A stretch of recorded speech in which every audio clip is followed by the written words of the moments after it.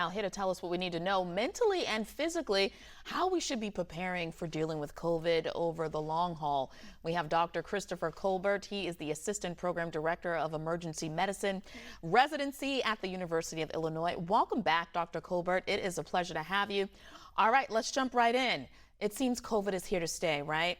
Or do you have some good news for me? Is that a no?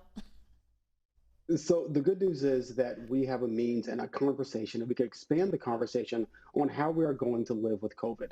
The bottom line is this: no one has a conversation of will we not live with diabetes? Will we not live with hypertension? Will we not live with various types of cancers? It's a matter of managing, having good conversation, and implementing behaviors that will decrease so that we can manage these concerns. And we can do it clearly with COVID. All right, Dr. Colbert, implementing behaviors that will help us deal with COVID.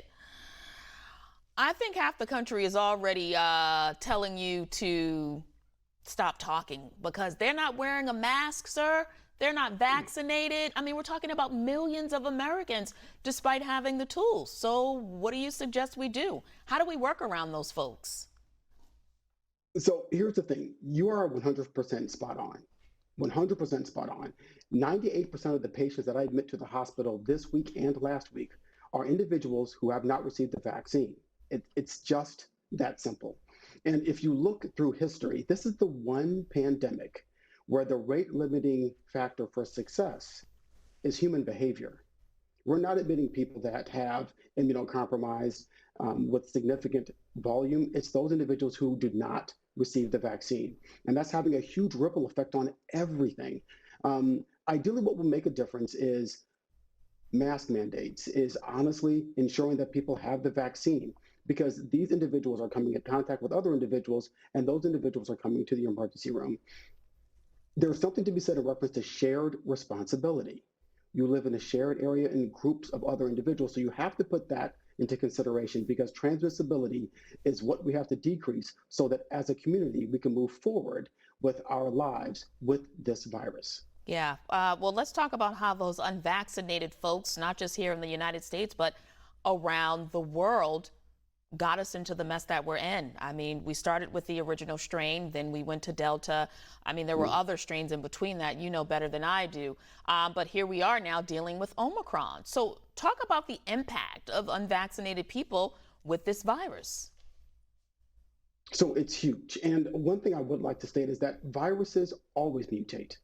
That's how viruses stay relevant.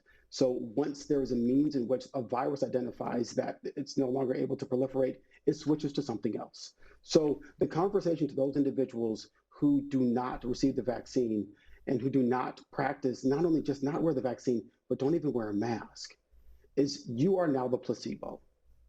You are doing an experiment. One experiment gets the medicine, the other gets the jelly bean.